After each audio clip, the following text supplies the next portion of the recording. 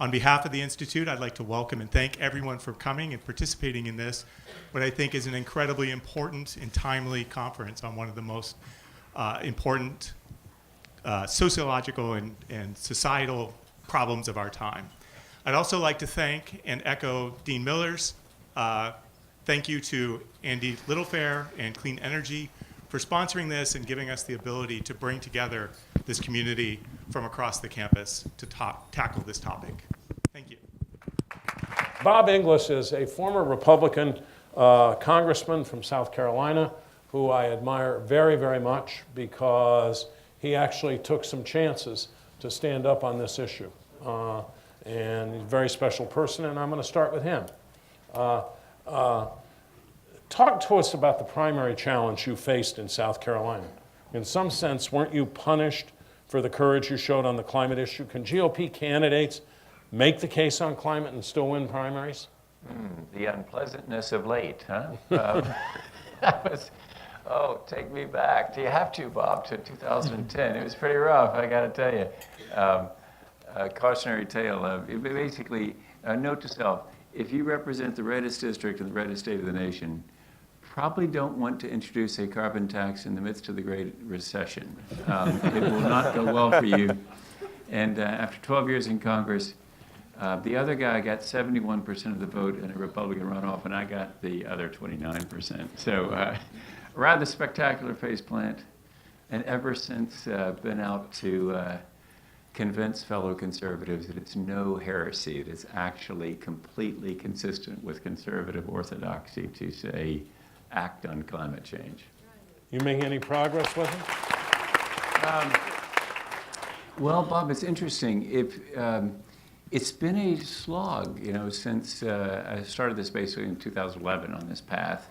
You know, essentially a foundation came to me and said, you know, unusual zoo animal you are, Inglis, you know, actual conservative who says climate change is real. You speak and write for the proposition. And so I said, well, if the cage is nice and the food is good, well, the cage is very nice to be at a place like USC, and I think the food might be good too. And so that's what I've been doing ever since. But the early days is hard, but here lately things are starting to pop, and it's really pretty exciting to see Republicans coming around from various causes, sometimes convenience, sometimes conviction. We'll take it either way. But things are beginning to move. Lisa, do you see signs that there's a kind of bipartisan, at least the beginnings of bipartisan concern about this? I mean, it ebbs and flows, and I think, you know, one of the things that Bob and I were I assume at some point this is going to get around to the Green New Deal, so let's start with the Green New Deal. One of the things Bob and I were talking about, you know, ahead of Secretary Kerry's speech was whether the Green New Deal had an effect, had helped open up a space for, you know, perhaps incongruously for more Republican discussion of climate change. You know, one can debate what it is that is prompting it right now. It could be that Democrats, more broadly, now the Democrats have the House, are really going gangbusters on climate change and forcing a discussion on the issue, and also catapulted by the energy around the Green New Deal and the discussion that has provoked. But I think you're seeing on a whole number of levels. I mean, you had, I don't know if anyone watched the debate in the Senate last week over the Green New Deal and this vote that Senator McConnell called on it, but at one point you had Senator McConnell under questioning from Senator Schumer acknowledging that climate change is real and is caused by human activity. You had Senator Barrasso from Wyoming make the case that he has been talking about climate change for a long time. And that he, you know, and that he also has solutions. They might not be the ones that Democrats, you know, are embracing, but he wants to see more nuclear, more investment in CCS. You have Matt Gaetz in the House introducing his version of Green New Deal legislation. You have lawmakers like Congressman Walden and Shimkus, you know, conservatives in the House who've written letters now saying, look, we don't agree with the Green New Deal. This is not the way we want to go, but we think climate change is something that we can find bipartisan solutions on. It's not everywhere. It's not widespread. There's still a lot of there's still a lot of climate denial in Congress as well, but I'm definitely seeing activity where, as recently as December, right after the midterms, there were all these stories saying, Democrats have the House, but we're not going to expect much on climate change this year, and here we are, and there's a lot. Okay, well, I'm going to get it. By the way, anybody can jump in at any point on this panel that wants to. But Kevin, I want to get a Democratic perspective from you. You've been a leader in a very different state. What happened to Bob in South Carolina, it would be inconceivable here, at least in most congressional districts. Can we get voters, or can people get voters in other states to care about the environment in the way the Californians do? Bob, I think we can. There's no question about it. I think it's happening today. A lot of folks forget that as blue as California is today, we did send 2 Republicans to the White House, Richard Nixon and Ronald Reagan. We are the home of, obviously, Ed Rollins and Cap Weinberger and George Shultz and Ed Meese and a whole number of other Republicans, and until recently, U.S. Senator Pete Wilson, also a Republican. So this was, subjectively speaking, at worst, this was a Republican-dominated political system. At best, it was a bipartisan system, and that has eroded completely, where California now is decisively a very blue state and becoming a much more progressive state. That being said, with regards to what is happening in Washington, D.C. in the debates with the Green New Deal and the parliamentary, this was a tactical maneuver on behalf of Senator Mitch McConnell to put Democrats up on the vote before the nation. They're having these internal debates, but I think what is happening right now throughout the country, subnationals are leading the way. California is the largest economy in the world to legally commit itself to 100% clean energy. That's decarbonizing the grid by the year 2045 by sending out very strong market signals to the private sector. We're sending the right market signals to attract the capital that's critical for innovation and creativity, the technologies that will help us get to 100% clean energy. So California has set the pathway. Just last week, Governor Lujan from New Mexico just signed into law 100% clean energy for New Mexico. The states of Nevada, Illinois, Jay Inslee in the state of Washington, Maryland, Como in New York, Massachusetts. These are all states that have introduced 100% clean energy measures. And just recently, we have a red state. The state of Idaho have introduced a bill, 100% clean energy. And the city of Boise, they have introduced 100% clean energy. And the latest one I found out was Montana. So the economics play out, because what I find quite interestingly, and I've always said, listen, if it takes putting Old Glory, the red, white, and blue on top of a solar array panel, or on top of a wind turbine to make it patriotic, then so be it. But you can't defy the economics, because the price per kilowatt with renewable energy is less than natural gas is today. So if you're a consumer in a red state, and if you want to pay more out of your pocket for energy, I think it's the politicians at the local, state, and federal level whose responsibility is to set the tone, the pace, and the vision. And I think they, other than Bob, who I think is an exceptional example for South Carolina, they have failed, those politicians, including not just Republicans, but Democrats as well. A handful of Democrats have failed their constituencies, miserably, seeing the writing on the wall and where we're going with technology, what's happening with climate change. So I think that it is possible to be bipartisan. I've always said very clearly, as a progressive Democrat, climate change policies, renewable energy is not a democratic or progressive virtue. This is economics. It's about the environment, our own survivability. It's about economic growth, creating jobs that otherwise do not exist today. And the last tidbit I'd give you is that in California, and that's across the spectrum, whether it's energy efficiency, it's double pane windows, window fenestration, sensor lighting, insulation. We're not even getting into electrification of our transportation system, ZEBs, and renewable energy, sun, wind, and even geothermal. We've created 500,000 jobs in the clean energy space in California. That is 10 times more jobs in the clean energy space in California than there are coal mining jobs in all of America. So the economics are very clear, and you have a party and individuals who espouse the principles of the free market in competition who are clearly undermining and sabotaging competition and the value of free markets when it comes to renewable energy and clean energy. I think that folks on our side of the aisle, for whatever reasons, perhaps are not as adept at sometimes or astute politically to message or frame this in such a manner. If you recall, during the Barack Obama administration, we had the so-called scandal of Solyndra up in the East Bay. And Solyndra was just one company, among a whole slew of other companies that received, capital infusion of loans to start the companies with regards to renewable energy. But the Republicans, distorted this and made this out to be a corrupt, inefficient scandal on part of the Obama administration.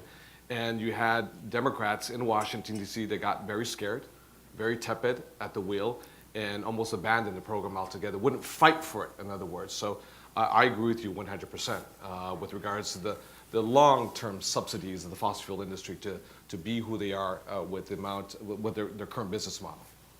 So Lisa mentioned the Green New Deal, and I want to start down at the end and come all the way up here. Do you think that the coming of the Green New Deal and the prominence of its sponsors has helped this cause or set it back? Because it's pretty clear if you look at Majority Leader McConnell's tactics that he thinks he can use the Green New Deal to push back against the idea of doing something about climate change. Yeah, Bob, I think it's a developing story, as I was telling Lisa earlier today. I think that I'm fresh off an experience of being on the Chris Hayes show with Congresswoman Ocasio-Cortez in the Bronx, in her district. About 350 cheering people, many of which during the break were saying, "We love you." I'm thinking, gee, I wish they used to say that to me. Anyway, so I'd say this, that at first I thought that it would push us away, but now I'm sort of wondering whether it's analogous to the anti-war demonstrations in the Vietnam War context, whether that created dissonance that accelerated the end of the Vietnam War, our involvement in the Vietnam War. So it could be that the energy and enthusiasm creates some dissonance. It seems to be creating dissonance among Republicans. And I think that it's such a developing story that, yes, Senator McConnell got that vote. Democrats voted present, but I just wonder whether it's now moving again such that Matt Gaetz, as Lisa just mentioned, a conservative, an answer, a rejoinder to the Green New Deal. And so there's clearly some tension that's being created by all that. And so that could help us. The thing that I hope, though, is that there's a quick maturation of the forming Tea Party of the left, which may learn more quickly than the Tea Party of the right. The Tea Party of the right, I think you got to agree, right, has accomplished next to nothing over the last 10 years. Next to nothing. But that's, the chance we have here is, the risk we have is that a Tea Party of the left is forming, but I think that the left, being generally more disposed toward government and not disposed toward Grover Norquist's view that we can shrink it down to the size that we could drown it in a bathtub, government that is, that on the right you'll have slower learning to figure out that this isn't working for us. But on the left, I think I saw it in the Congresswoman in the Bronx in her district, some sort of awareness that, wait, maybe we've got to come to Solutionville more quickly than staying out there on the extreme left. Because you stay on the extreme left, they'll accomplish about as much as the extreme right accomplished over the last decade on climate. A solution is available. John Kerry just described it in that carbon pricing mechanism. And that is something that can happen on the right and can be accepted on the right. And so just the question is whether the Tea Party of the left will learn quickly enough to say this isn't working for us. Julien, you have a take on that? Yeah, personally, does it work this time? Okay, good. As a scientist, I am dumbfounded that a scientific issue would have any kind of projection on the political axis, right? And it took me a long time to figure out why is it that you can stare at facts that seem to me perfectly clear and not interpret them the same way, depending on your political persuasion. And there are a number of reasons for that. We can get into the way the merchants of doubt have really distorted the public's view of the scientific consensus on that. But I also see a danger in some political champions going in alone, like Al Gore did in some way, and climate being identified as a left or as a blue issue. And that is my one concern with the Green New Deal, is that this comes to be branded with the Tea Party of the left, whereas it's really important to emphasize that they are politically feasible solutions right now that are neither left nor right. In fact, they appeal much more to market principles, and so theoretically they should be much more appealing to the right than to traditional government-oriented people. Lisa, what's your take on the Green New Deal?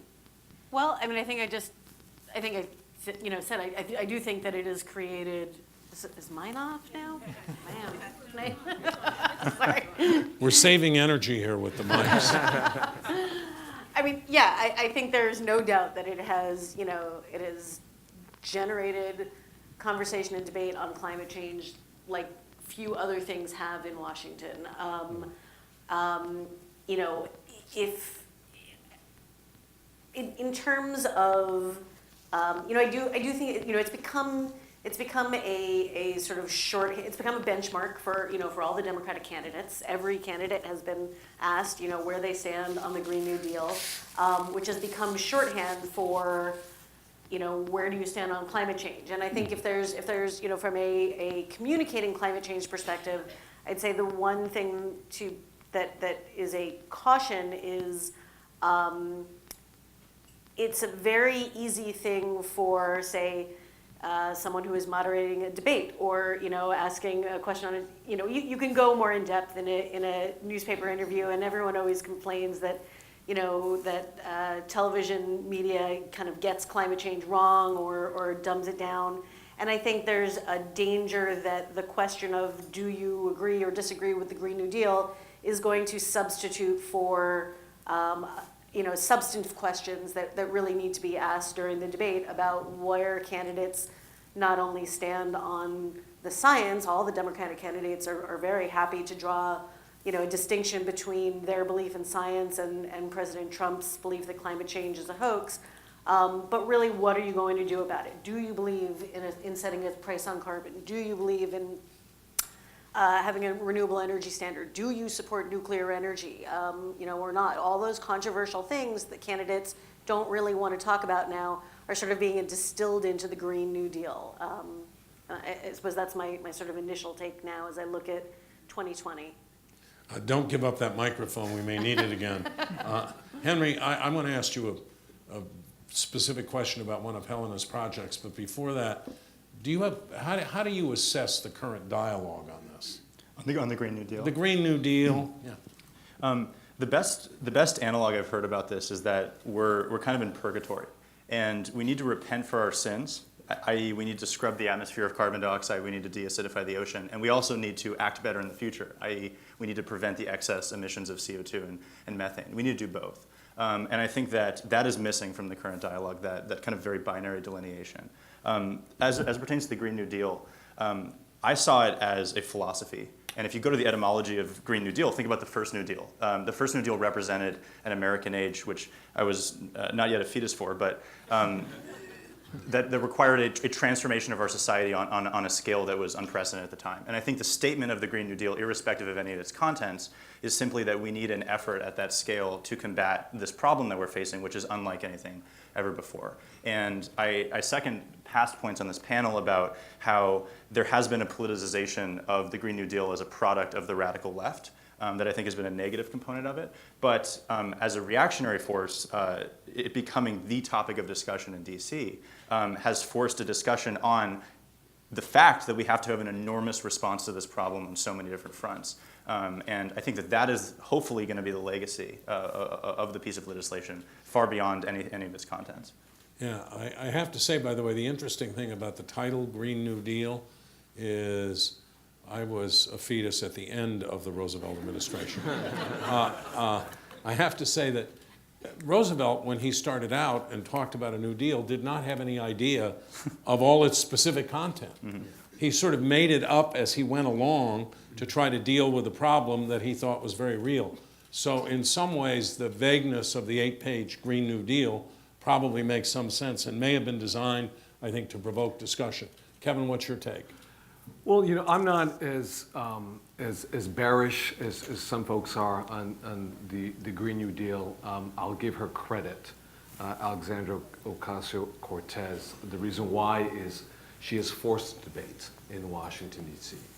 So now, whether it's viewed as a benchmark, a threshold for Democrats, I think the vilification of Alexandria Ocasio-Cortez and the Green New Deal has come by way of the Republican machine, if you will, subjectively. They do that well. Whether you were for the ACA or not, Obamacare, remember the death panels. You know, whether you're for single payer, Medicare for all, or the ACA. When you message and you pound that message consistently, you change or you create or you develop a narrative. And it has an impact on the minds of the American body politic. Is the Green New Deal absolutely perfect? No, by no stretch of the imagination. But the fact that she's forced this debate to happen in Washington, D.C. is a good thing, I think.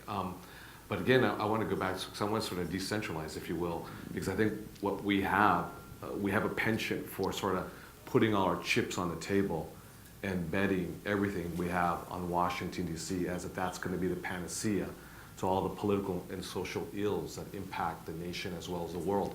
Quite frankly, no one in the world is watching Washington, D.C. or looking towards Washington, D.C. for any type of leadership. They're looking towards California for that leadership. They're looking towards California for that leadership on a whole variety of issues, whether it's climate change, the environment, immigration.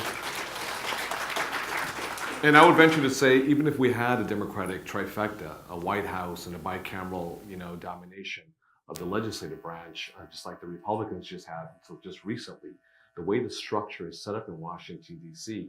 is at a glacier pace. Things don't happen. This is a crisis that's before us right now that requires immediate action. I would venture to say, and I think that the only scientists on this panel here today would agree with me, that the issue of climate change is not scientific. It's not scientific at all. We have all the Nobel Prize winners. We have Mario Molina here with us today, a Nobel Prize winner. We have scientists, all the world's best scientists have given us the empirical evidence and the data points. They have done the work. This is a political issue. This is a leadership issue. And this is a lack of leadership that is before us. And you make a good point with regards to the free market. Free market's not really a free market. You put an asterisk with regards to the gargantuan subsidies. But when you undermine the idea of so-called free market principles and competition with regards to price point per kilowatt and what is the electron that you want to purchase to power your house, your home, your university, your car, your business, if you're Republican or Democrat, if you're a Donald Trump supporter, or if you're a free marketeer, George Herbert Walker Bush or Ronald Reagan, you want to pay less out of your pocket to pay for that energy, the energy that powers your home and house, and you want to have a job. So if you live in Pennsylvania, West Virginia, Kentucky, the home of Mitch McConnell, and all you know is coal mining, and your father was a coal miner, your father's father was a coal miner, and you have this sort of clean energy, renewable threat that's on the horizon, you may not understand CO2, greenhouse gases, criteria pollutants, etc. But you understand that the job that you have before you is tangible, it's real, it pays for the mortgage, the roof over your head, the food on the table, and the clothes on your children's back. But I think that's why the politicians have failed miserably their constituents, save for Bob Inglis himself, who has been out there, in the forefront from day one, that they should have seen this and positioned, their constituencies, their communities for this type of change. And if you believe in creationism, and if the earth is still flat, then it is what it is, and I respect that. It is what it is. But if it is, your pockets are being lined by the fossil fuel industry, and you're fearful of Kevin McCarthy or Mitch McConnell putting you in check and in line and not protecting you, then this is an issue of leadership, and it's a lack of courage of their convictions to do the right thing, regardless of if you're Black, white, Latino, African American, if you're a progressive leftist, or you're a right-wing ideologue, or you're in the center. This is a no-brainer because facts are facts and science are science. And that's why we're very lucky to be in California, because we believe in facts and science. That's very interesting, and go ahead. Yeah. And we're going to have a whole panel on the states and cities and what they can do. I do wonder at some point if we don't need, when you listen to John Kerry this morning, we don't need some kind of national action, some kind of national resolution on this. But I want to turn to Henry for a minute, because one of your big Helena projects supported the first commercial use of carbon capture technology. Can you describe that, and how do you see projects like that factoring into larger scale solutions to climate change? Sure. The layman's way that got me into this particular field, because I have no training in this at all on a scientific level. Has that ever stopped you from anything? Thank you.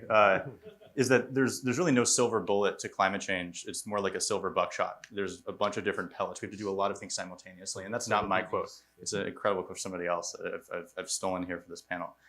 So one of those pellets is CCS, or carbon capture and storage, or hopefully carbon capture and then selling it as a product. So we were very lucky to, about 2.5 years ago, identify and start our first project on saying, can we identify the Steve Jobs of this field and support them as much as possible? And there's now many different companies in the space, but we supported a company called Climeworks that is able to sequester and suck and separate carbon dioxide out of the air and actually do a couple things with it. In one case, the pure carbon dioxide is actually pumped into a greenhouse, because if you have a greenhouse, you need a fake atmosphere. It's a small market, but it's a start. The second plant actually bound it to basaltic bedrock 100 meters underneath the Icelandic ground floor. And now this field is blossoming into hydrocarbon fuels and all these other uses. The big criticism of how is this economically feasible? And I think if you look at Secretary Kerry's speech today, there's been parallels to the prices of solar and wind being reduced over a long period of time. I can give you a specific analog in this field. So about 3 years ago, the American Physical Society put out a report saying that even at full scale, that they projected that at economies of scale, there would be no way or feasible way to suck a metric ton of CO2 out of the air for under $600. And Climeworks' first plan actually beat that. It took subsidies, EU subsidies, but it actually beat that. And there are now projections, hopefully, to get it to around $100 or below. So again, this is just one example of a technology that I think we should be supporting on the state and federal level and international level. And indeed, there is a lot of support for, but it is in no way a substitute for the inaction on the political side. And we need both simultaneously. Are there other things like this coming down the pike? Yes, there are. I think there's a whole portfolio of them. And I go to your point and your point as well, which is that there needs to be national level movement on subsidies and in making this a more economically feasible market to get into. But I think the second we start seeing multi-billionaires in the carbon capture field, it's going to change the public dialogue. And the example I use, everybody and their mother uses, is Elon Musk, right? We worship these superheroes. Some of them are fictional. The Avengers is the top grossing movie, and it's about to be the top grossing movie again. And then there's these non-fictional superheroes. And I think our generation will be defined by change makers, entrepreneurial, non-fictional superheroes that address the climate this space. And once there's more of them, I think that will be one of the rallying cries that creates action on this issue. Can I add something there? Because I'm 100% in agreement. I think it's a two-way street. I think that these change agents are absolutely needed, the entrepreneurs to create the technologies. Government is absolutely critical as well too, and they have to work together, because if it is not etched in stone legally, statutorily, the goals that we're trying to accomplish, that capital won't flow. So that entrepreneurial spirit is not gonna, come that easily. You have to have the benchmarks are set. We set some wildly ambitious goals without question. Do I know how to kind of get there yet? I'm not a technologist or a scientist, but we're dependent on exactly what you're saying, Henry, is the entrepreneurial skill set, the innovation and creativity to find and create those technologies to get us to if we're going to get to 70% renewable energy, I don't know if we get to 100% renewable energy, but what is the other 30% without picking a winner or loser, but allowing the technologists and the entrepreneurs with that skill set that they have and as a result, you create jobs. Mm-hmm. You create this economic ecosystem. You put everyday folks to work, and you grow an economy while we're reducing and eliminating, carbon dioxide, from the atmosphere. And could I add just one thing to add upon that, which I think is actually a concern about this, which is the difference between the problem of climate change on a PR and messaging level compared to past times in America's history in which we have galvanized huge entrepreneurial movements. So John Kerry talked about the Cold War. The Cold War there was a negative external stimuli, the Soviets. We were terrified, and we saw Sputnik, I wasn't there, but we saw Sputnik going up in the sky. Vietnam, right?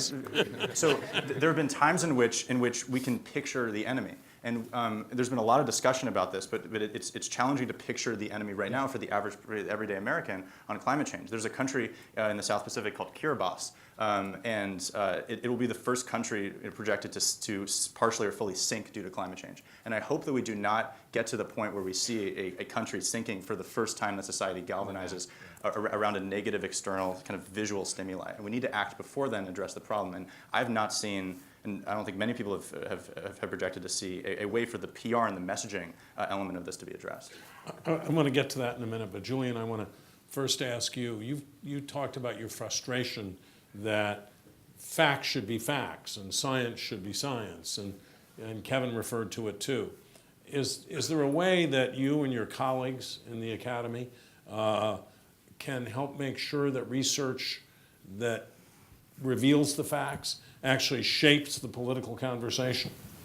Absolutely. In fact, I think it dovetails very nicely with the point Henry just made. For me, science is all about making the invisible visible.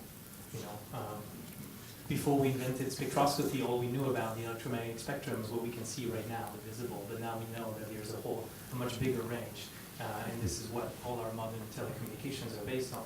And so similarly, I think making the threat of climate change visible, and I think Neil deGrasse Tyson said if CO2 was, a Meteor, toxic shade of purple, we would already have solved the problem because we could see it. And you see that sort of correlated issue of air quality in places like China, for example, where the impetus to move away from coal isn't so much about the very distant threat, the distant and mostly invisible threat of climate change. It comes down to basics. People don't want to have black lung, right? And they're tired of coughing up their lungs every day and seeing their kids sick from it.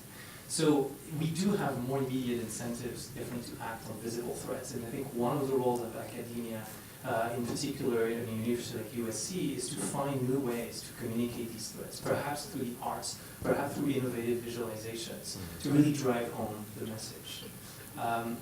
Another way that I think is incredibly important is, I think, on the part of climate scientists themselves. We used to really be in the ivory tower mindset, and we thought it was enough to descend from the mountaintop every few years with an IPCC report that would summarize all the vast knowledge and assume that people would get the message. But clearly that strategy has failed miserably. I think it would have failed in the absence of very clever PR professionals upending this, and that's the merchants of doubt. But certainly, this was no match, right? So as climate scientists and as scientists of all stripes, we have to be able to get out there more often and offer a more positive message. And one of the ways that I see doing that is really looking at tying climate with history. I study the climate of the past few hundred years, past few thousand years, and you see many examples of past societies that have fallen at the hands of climate change. The only difference, actually there's several differences with what we have now. Now we have a more interconnected world. And even though we think of ourselves as more resilient to all kinds of threats because of our technology, in fact, we are more interconnected and more vulnerable in many ways. So think of disruptions to global supply chains and what happens when you have even one tropical storm hitting the South Atlantic coast and all the refineries on the Gulf Coast, and how that has ripple effects to the market. Now imagine magnifying that. Imagine the Syrian refugee crisis and the political havoc that has wreaked on some of the bedrock democracies at the heart of the European Union, like Germany, that have paid a dear political price for it. This was a byproduct of climate change, partially. There was a very complex socio-religious matrix underlying, the Syrian crisis. But what ignited the powder keg was a drought that could not have happened without climate change. So connecting the dots is really what the academy is all about. And once you start doing that, you start envisioning things in a new way. And I'll leave you with one more thing. I think one of the big lessons for me is that climate change is just the most visible consequence, at least the wildfires, the droughts, the storms. Those are the visible consequences of the failure of pricing carbon. So climate change is a market failure. So that's what economists would call an externality, and hopefully Dr. Oliva this afternoon will talk on that. But that's the reason why we need a price on carbon, right? Is because as it is, when we choose between buying a kilowatt of electricity from a coal power plant or from a solar array, we're not adequately pricing the cost of climate change to our society. And these costs are measured in very real terms, in terms of lives, in terms of property destroyed, and also in the lives of people who are still unborn. So that's some of the many things that the academy can do to connect the dots and offer a more holistic view of the problem. So I want to build on that and on what Henry just said, and ask first Lisa, then Bob, then anyone else who wants to come into this. Bob, you've been out evangelizing on this for years. Lisa, you've been writing on it. What climate change narratives seem to have the most resonance with voters, seem to be most persuasive? With voters, I'm not sure what has the most resonance with voters. I can tell you what we're trying to do and what I think resonates with a lot of our readers. So just to backtrack, the New York Times about 2 years ago or so started a climate team, and it's incredibly unique. I am part of a now almost 15-person team covering climate change at the New York Times. It is truly an incredible investment and acknowledgement that this is a subject area that readers care about, that the Times leadership cares about, and wants covered well. And I should say that the Washington Post is adding to their already excellent climate team, and I think hopefully on the media side, as difficult as things are in newspapers right now, there is somewhat of a race to the top on this, at least at national papers, on this issue. One of the things that we try to do, my editor, Hannah Fairfield, came to the climate team from a background in graphics. She was the graphics editor. And so she and we are always thinking about what are some ways that we can tell these stories in different ways, visual ways often, to be more resonant with readers. And so, for example, it could be something like videos in a story that explain the impact of climate change on a larger national or international story. Often it's really unique visual stories that we kind of bring to the Times. I'll give you one example that's my personal favorite. My colleague Nadia Popovich worked on for ages this wonderful piece. I don't know how many people saw it. Here, it's I think the headline is something like "How hot was it the year you were born?" And if you Google this and you look for it at the Times, you can look up the place that you were born and the year, and it will tell you how many extremely hot days, how many days over 99 degrees and hotter, on average, occurred in that city of your birth, the year you were born. How many days today, 99 degrees and higher, and how many are expected towards the end of the century. It's riveting. It's a way of understanding this story that probably no study story that I could write could do the same kind of justice to.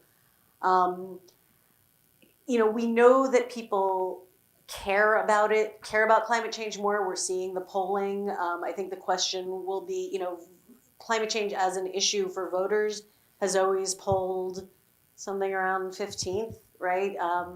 And we're seeing it spoken about enormously more than ever before in the primaries. We know that it's a very high issue for Democratic primary voters. Some polling has borne that out. I think it just remains to be seen whether it remains a strong issue for voters going forward in the general election.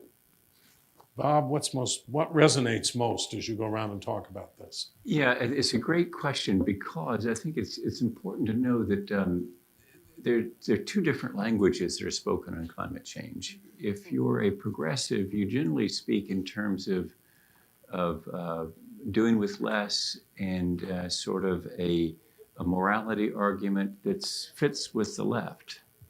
It's not the morality argument of the right. Different language. And so on the right, the language is much more like the language that Henry is using, which is innovation and creating new energy, new opportunities, more freedom. That is a very different language. And so if you're talking walking and eating bugs, that's just doesn't work on the right. If you're gonna talk in terms of energy abundance and these entrepreneurs that are going to create this new stuff. And if you think about that, what it is our colleague Ed Maybach at the Center for Climate Change Communication at George Mason University is part of the Global Warming 6 Americas. And across all those 6 Americas, from Alarmed Alice to Dismissive Dan, if you increase the sense of efficacy, people can engage. And so the right will engage when they sense that there is an opportunity here, not just a danger. And so if you just talk about the danger, people shut down because, if you're going to tell me, the apocalypse is upon me, well, let's eat, drink, and be merry, right? Because there's nothing I can do. But if you tell me there is something I can do, I got a chance, and hey, free enterprise can solve this, then you get a very different conversation going. Last night, Win Lee, one of my team members, and I had an opportunity to speak to the Young Americans for Liberty and the college Republicans here at USC. And as you can imagine, I was talking about Milton Friedman. And it's a very different conversation probably than what would have gone on if, say, Al Gore had been here speaking to progressive students. But the interesting thing is that Al Gore would agree with what Secretary Kerry just said and what we say at republicen.org, which is simply price carbon dioxide, cause the recognition of the negative externality, and we can get this thing going. But you got to start with a different language. And so the language, what I was explaining to them last night is this great clip of Milton Friedman. You'll see on our website at republicen.org that Milton Friedman's on the Phil Donahue show. Some of you are too young to remember who Phil Donahue was, but he's basically a white guy doing an Oprah show, okay? And so from Chicago, and so he, Phil was a liberal. Dr. Friedman, of course, Reagan's economics advisor, the Chicago School of Economics. They used to spar, and so what do you do about pollution then, Dr. Friedman, if you don't want to regulate it? And Friedman says, well, you tax it, of course. You tax pollution. And so what we try to do is help conservatives, actual conservatives, not populist nationalists, but actual conservatives to rehear the words of Dr. Friedman. You tax pollution. You internalize those negative externalities. You fix the economics problem, and then the environment takes care of itself. And the great thing is an incredible opportunity here because progressives, many of them agree with that. You just heard it from Secretary Kerry. If Al Gore were here, he'd say that's exactly what to do about climate change. And so I didn't go out of my way last night to tell the crowd at the Young Americans for Liberty and College Republicans that what we're for at republicen.org is exactly what Al Gore's been for about 30 years. But it's true, and someday we'll bring this together and lead the world to a solution. Okay, we're going to turn over to Q&A in a minute, but I want to ask Henry one question that I think we're on a college campus. Why is it suddenly that young people seem to care so much about this? I mean, as I said in the brief conversation with Secretary Kerry, in 2000, 2004, 2008, all the way through 2016, this wasn't a big issue. And as has been suggested here, it's now becoming a big issue. I think it's being driven by young people. Yeah, I hesitate to speak on behalf of all young people because I can't step in the shoes. It's such a diverse population. Half the world is under the age of 30 years old. I think that there's some messaging and cultural differences that I noticed just by having parents If you ask, you ask my dad or my mom, when they were my age, what is the most noble thing to do? They would say, I want to be the president of the United States, or it's getting into office. And I think if you ask my generation, it is often the private sector, or even the nonprofit or NGO world, which I think has its own major problems. And I think that shows a shift of intention between the accumulation of wealth as an end, as opposed to the accumulation of and the dissemination of impact into the world in a positive way as an end. And that's certainly something that drives me and that I feel. Just to supplement on the messaging front, there's two other things that I heard that blew my mind actually from Republicans recently on this. The first, we're lucky enough to work with General McChrystal as well as Norty Schwartz, the head of the Army, head of the Air Force, through Helena. They consider, and you can ask them this, and they've said this publicly, the National Security Council said this, the single greatest national security threat we have during the next 50 years is climate change. If you talk about Republican messaging, I don't know if that would fly with voters, but that's an interesting thing to talk about. Why? Well, what's another issue that rightfully so the right thinks deeply about is immigration. We're about to have one of the biggest displacements of life in human history. And the other thing, the second, is historical parallels to climate change. It goes back all the way to, there's a great book about why Roman civilization fell, and you probably have scholarship on this, and I don't, but that this was a major. This is not something we've never dealt with before as a society. So to bring it back to my generation, I think that there is a we might call it wokeness, but there's this kind of different culture that pervades our generation about securing and prioritizing impact onto society over just capital. That I think. By the way, is only in part possible due to the massive economic growth of the 20th century that existed, right? The world had half the population it did during the middle of the 20th century. So it's a different condition that we are building upon. I think that influences my generation significantly. So I want to turn this over to some Q&A for a few minutes. Somebody will be out there with a microphone. I want to say thank you for all of your efforts and just everything that you're all individually doing. I'm a USC alumni. I'm an environmental engineer, chemist, and I also am a sustainability manager. I work with agencies, transportation agency on sustainability. So for me, the biggest thing that I've always have, and also I've been on PBS, KFI, this topic is important to me, so that's why I'm here. And the biggest thing that I've always felt was the same thing that you're struggling as a scientist, like, how can they not understand? And I think the biggest effort, and I think the biggest ticket right now, because obviously the entrepreneurs, the politicians, everybody's doing their efforts, but I believe it's the communication and the social media that is gonna be I believe is the biggest way for us to communicate to everybody that it's everybody's responsibility. And just for example, as a sustainability manager, I'm seeing water bottles. It's that minute. I need to understand that everybody get that it's the minute things that we all must do that we will make the change. So the question is, your responsibility as a person for New York Times, like what is it that you think, how can you communicate to the bigger scale that every single person has the responsibility? And what kind of things are you guys creating so that everybody knows that they can be informed and how this can be communicated? Because there's just so many great ways that we can communicate through social media. But I really think the biggest ticket is you, the newspapers, the influencers, the people with the 20,000 followers. It really is those people to influence everybody, so then there could be more creators, influencers in the entrepreneurial side, and also people being inspired to be scientists, to be inspired to be politicians, for this to be that new deal that really is successful. So I'm just wondering, what is it you guys are creating at New York Times to create that communication to be a bigger impact? Sure. Thank you for that. Yeah, I mean, so I think there's two sides of the communication coin. There's how we in the media are communicating climate change, and then there's how sort of you in academia or in the nonprofit world or business world are communicating climate change, whether it's sort of through us in the media or through your own channels.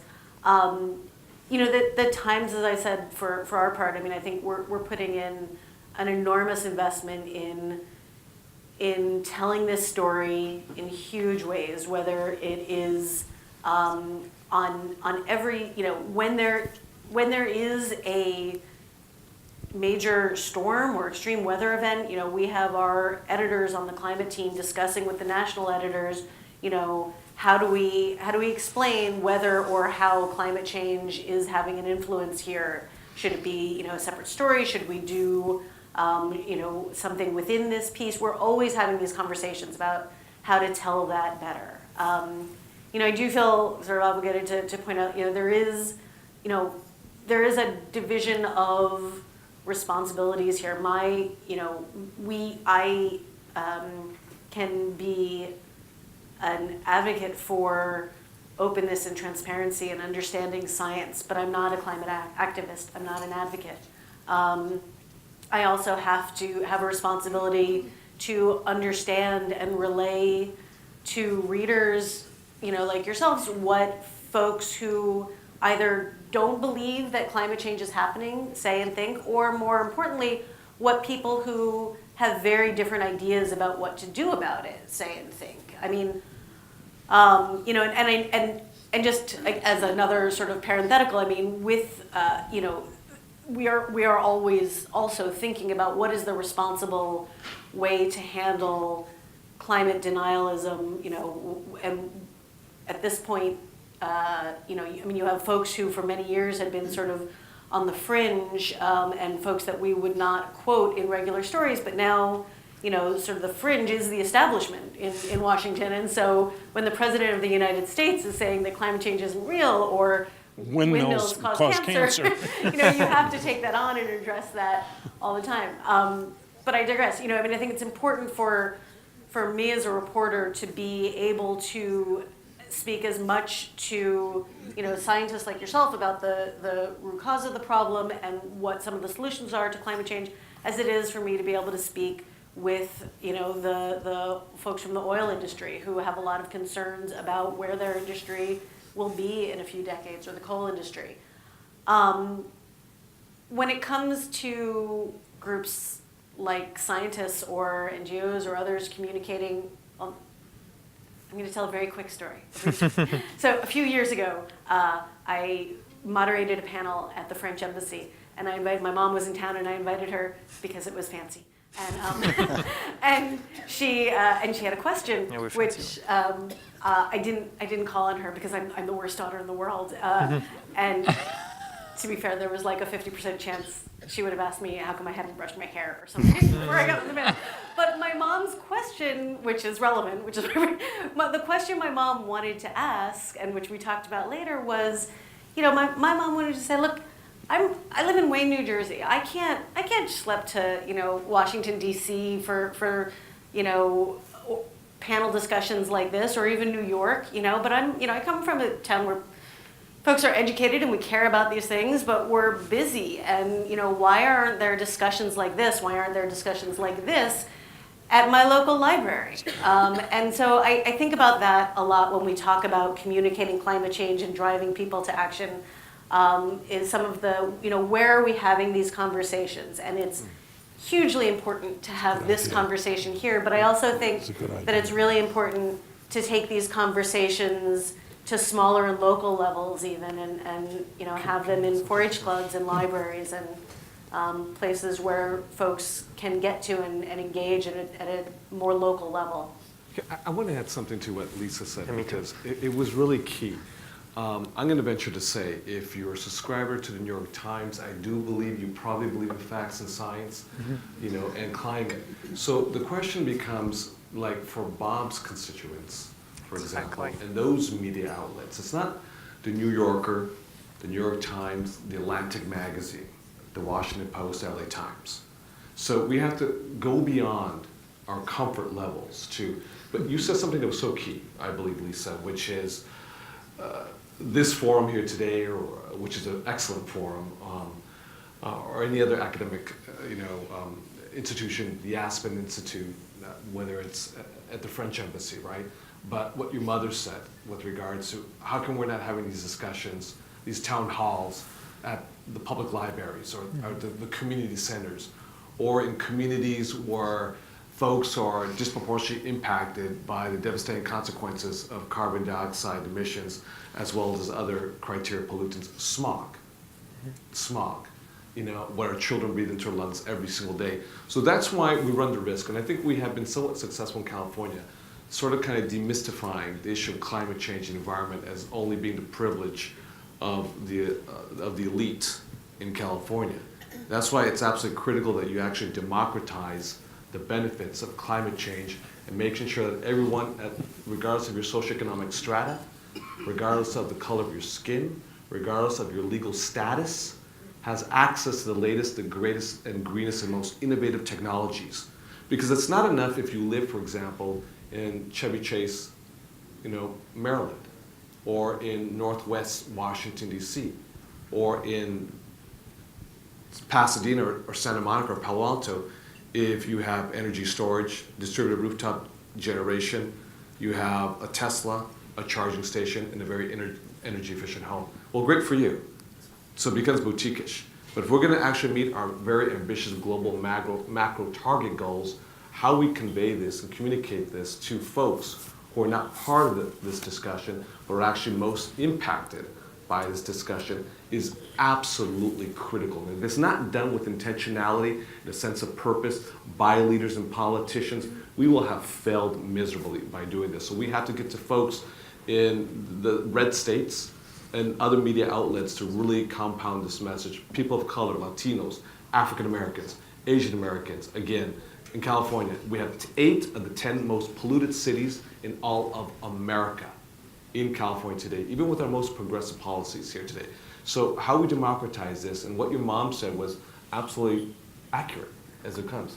Instead of at the elite institutions, your mom's right.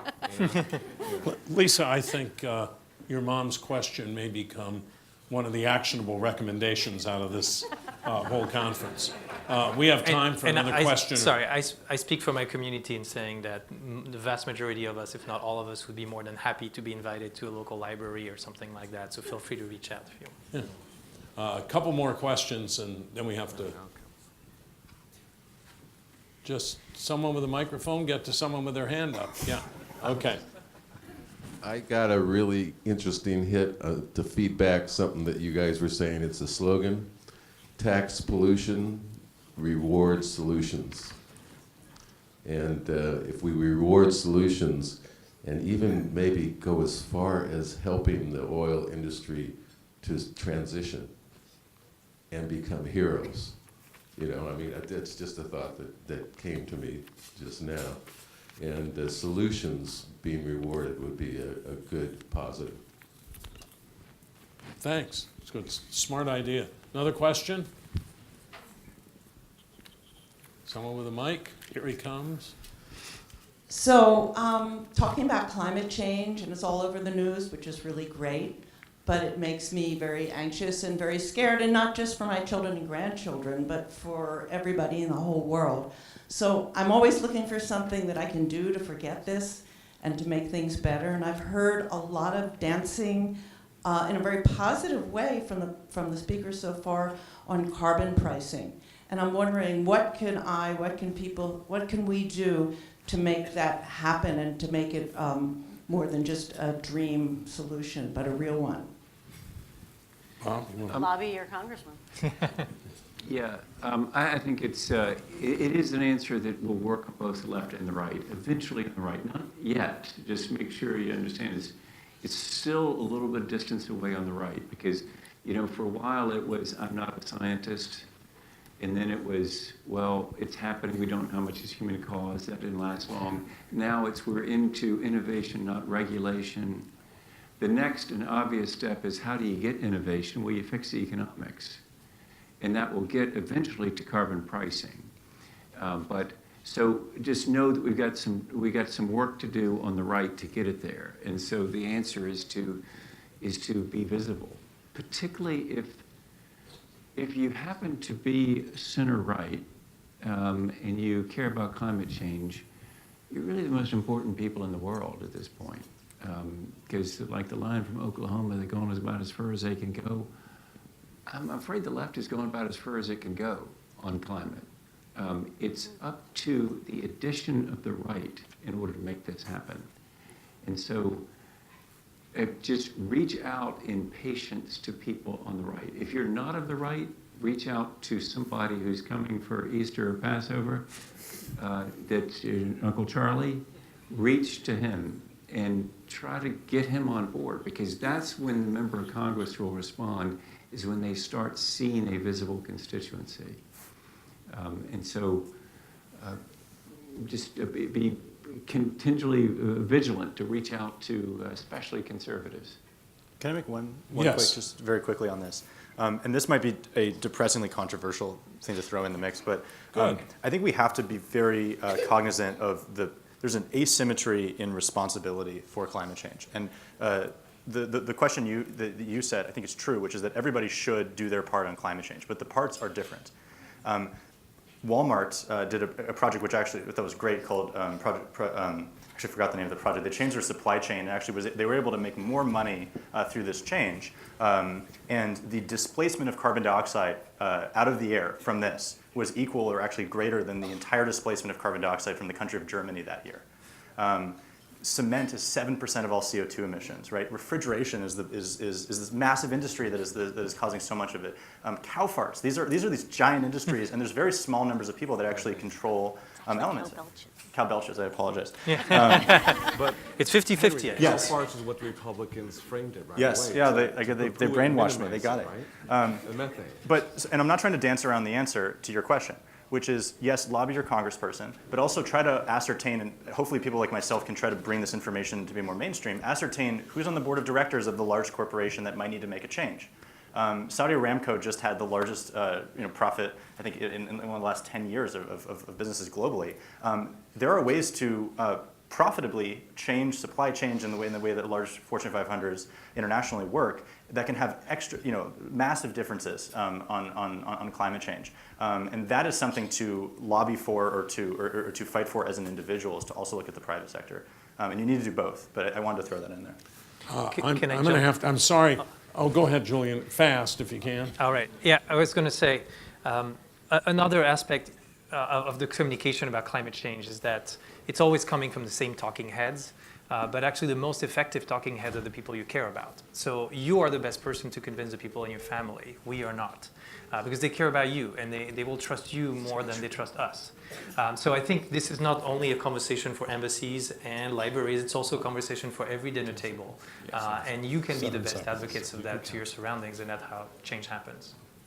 Kevin wants 7 seconds. The last thing, the last huge challenge to tackle is tailpipe emissions. And over at the Schwarzenegger Institute, that's what they're going to tackle, tailpipe emissions. We solve that. We will solve climate change, at least in the United States of America. We will do that.